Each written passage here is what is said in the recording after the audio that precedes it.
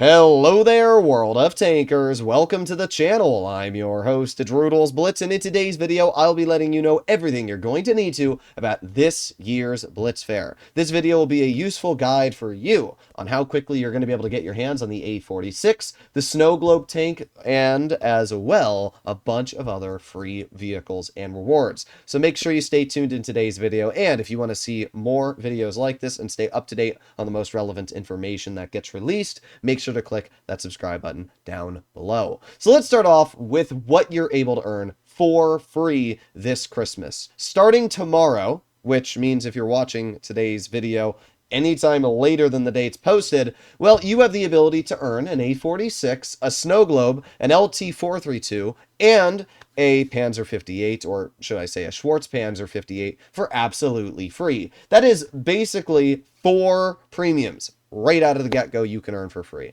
Let's start off with the easiest grind of them all, and that is the A46 and Snow Globe. To get your hands on the A46, you need to win games. Just play battles. We can see that there's a bunch of stages in the event, 17 in total to get to the A46, and 17 for the Snow Globe.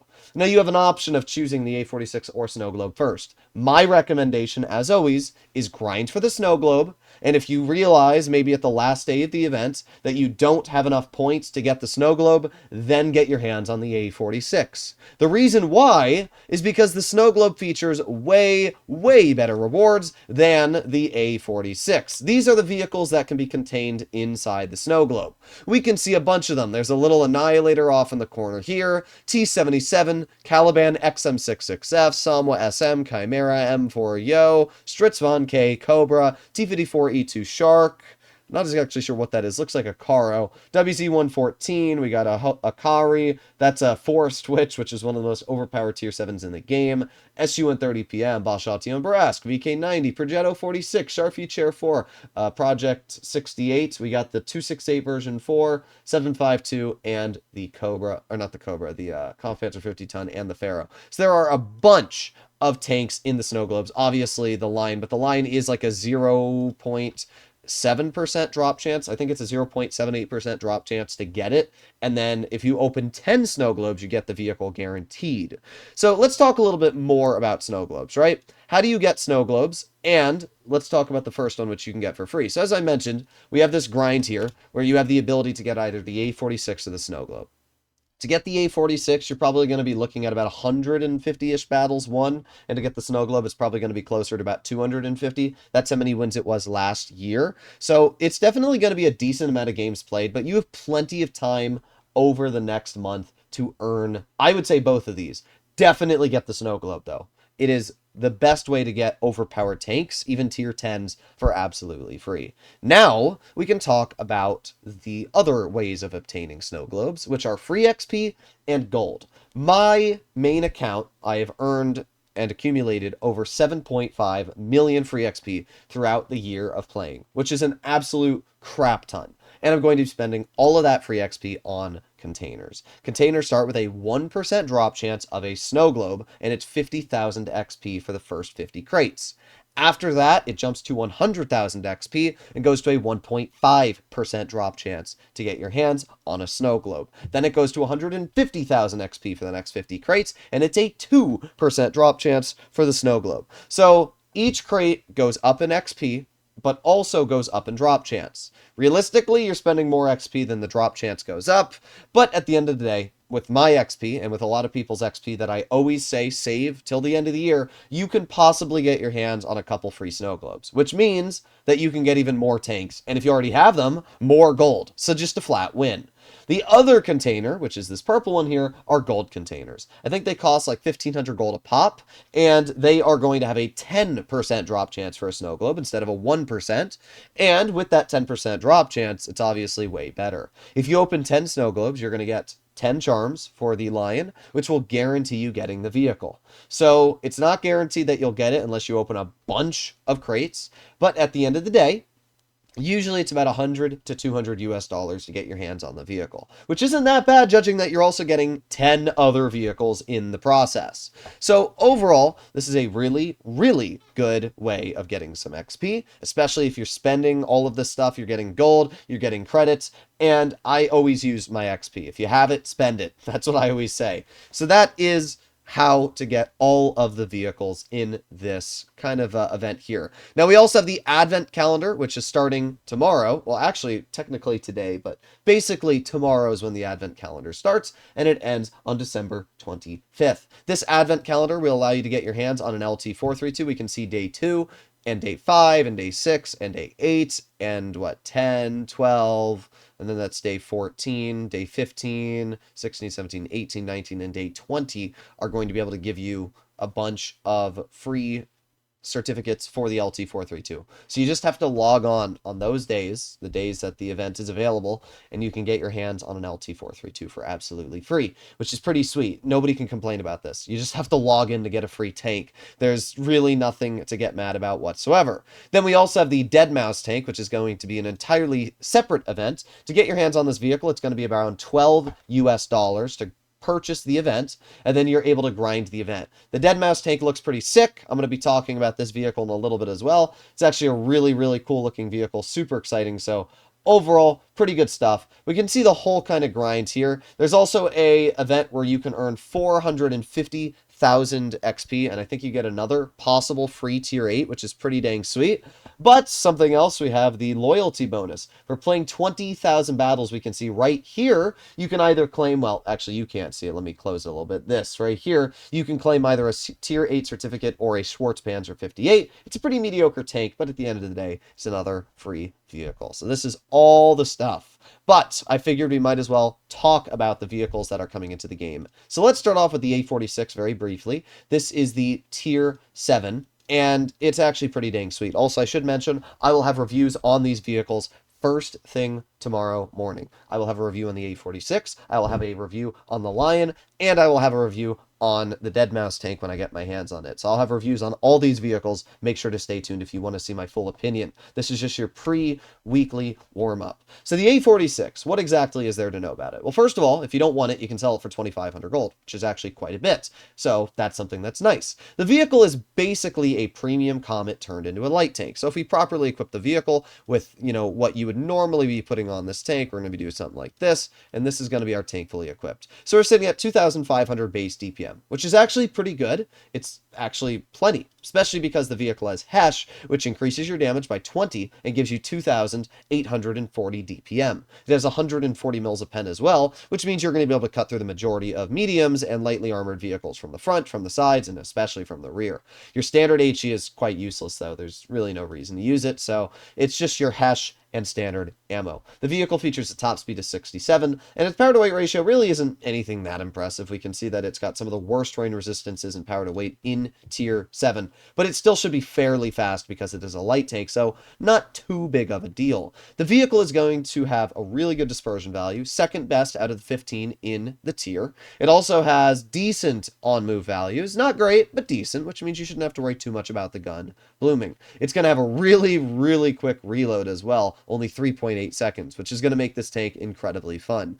Armor-wise, it has none, like literally none. The lower plate is 20 mils, the upper plate is 33. That means high explosive is going to rip through the vehicle, 40 mils of HE pen, and you're penning the hull. So that means deck the hulls with Jolly when it comes to high explosive on this tank. You're going to pen it every single shot. It has literally no armor. Does not matter even if you're at a 90-degree angle on the sides. Because of the fact the side armor is only 20 millimeters thick, it means that 3 calibers rule dictates that no matter what angle you shoot the vehicle, you will pen it. So you can literally angle the tank at this angle here, and you will pen the tank. That is how weak the armor is. Every single tier 7, apart from, actually no, even like an AMX 1357 will basically like butter through this vehicle's armor frontally. So every single tier 7, every single tier 6, and basically every single tier 8 will not bounce this tank at any single angle, and you can see that. 3 calibers rule does exist in Blitz, even though some people try to say it doesn't. We have the Lion now. The Lion is the most exciting vehicle of the bunch, at least for me. It has some great capabilities going for it. First of all, we have pretty troll armor, as we can see. Like, the manlet is a weak spot. It's only about, you know, 210 millimeters thick. so you're not going to be pent, or you're going to be pent quite easily on the mantlet, but it's got some troll spots. The gun itself is obviously a bounce. So if you hit the gun, it's going to bounce. And if you hit anywhere outside of that mantlet, it's also going to be an auto ricochet, but that's only when using gun depression. On flat ground, especially against premium ammo, as we can see, the armor not very protective at all. The hull is atrocious as well. Yes, you can get bounces on the hull, but realistically, you're not going to get many bounces. The lower plate's really bad. Side armor's only 52 mils thick, and the rear's 30. So it's a very, very weak vehicle. Only the turrets where you're going to possibly get bounces. DPM-wise, we're going to be putting on calibrated shells. We're going to be doing all the same equipment we had on the other vehicle. So let's see what exactly we are working with here. 2,900 effective damage per minute makes this the highest damage per minute auto reloader in tier 10. It has a 16.3 second reload on shell 1, and then on shell 2 and 3 is where the DPM actually gets pretty good. Shell 3 is a 4.68 second reload, and shell 2 is a 3.72 second reload. So you actually gain damage per minute when shooting once, and then reloading, or shooting twice, and then reloading the second shell, and then shooting it on a single shot. It's pretty easy to understand once you actually use it, which is going to be quite nice. It has 340 damage per shot, and a 3.33 second interclip. By the way, vehicles features tungsten, which is going to give it really effective DPM at 434. And what's crazy about tungsten vehicles is that it increases your damage in autoloaders, especially by a lot. You have 390 damage per shot when activating tungsten, which means that you can dump the whole clip that this vehicle features in about 6.66 seconds and deal 1,200 damage. That is insane. And it means that this is actually going to be an incredibly scary vehicle to go up against. Because sure, dumping the clip makes your DPM quite a bit worse. But you have to remember that it's only going to be about, what, a 26-second reload, and you've dealt 1,200 damage, you back into cover, and if that opponent you nuked is now crippled for the rest of the game, trust me, sometimes it's worth it. The Lion is going to be an incredibly dangerous vehicle, especially because of that tungsten. Mobility-wise, it has a top speed of 52, and it has a power-to-weight ratio, which is honestly not the best. It's pretty mediocre. So it's not going to be the fastest tank. It's got a power-to-weight of 22. It's decent, similar to something like a 62A, but it's not going to be the most fast vehicle in tier 10.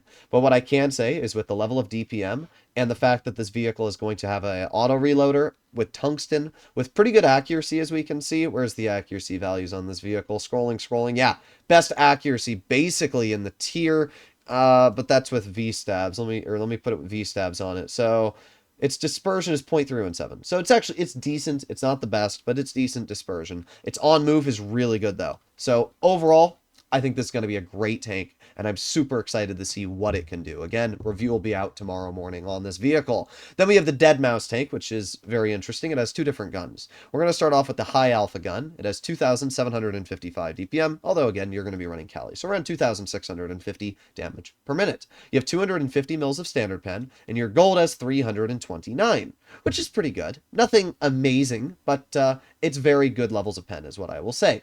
The HE has 65 mils of pen and actually has a lot of damage at 462. The standard, as we can see, is 374, which is a pretty juicy alpha for a tier 9 medium, and it's going to be able to outtrade basically any other tier 9 medium unless you're fighting a WZ-120.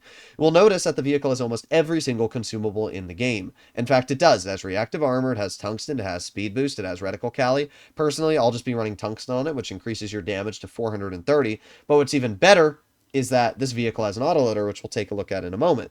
Mobility-wise, the tank has a top speed of 50, but its power-to-weight ratio is really bad at 17.8. On medium terrain, it's 13.7.